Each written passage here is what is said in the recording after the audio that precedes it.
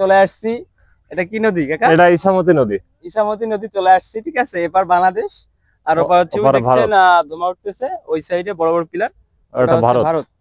ঠিক আছে, এখন কাকা বলবে এখানের পরিবেশটা কেমন বা এখানে কোন জায়গায় অবস্থান করছে, ঠিক আছে, বাংলাদেশের কোন জেলায় বা কোথায় অবস্থান করছে কাকা একটু জানাবে, ঠিক এটা আছে। হচ্ছে সাতক্ষীরা জেলা ভোমরা বর্ডার, হাড়দা গ্রাম, হারোড্ডা গ্রাম থেকে আমরা 1 যুক্ত হয়ে নম্বর। গেছি।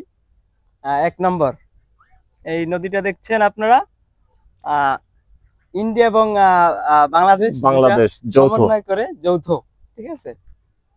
নাও,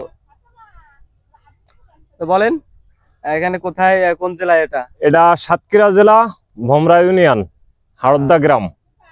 বোমরা ইউনিয়নের আপনারা দেখছেন মনোরম দৃশ্য।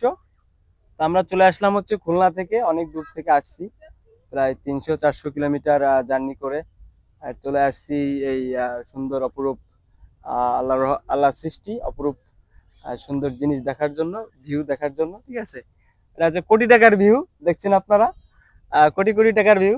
কাকা কিছু বলেন এই বিষয়ে, পরিবেশটা কেমন? পরিবেশ ভালো, সুন্দর মনোরম পরিবেশ।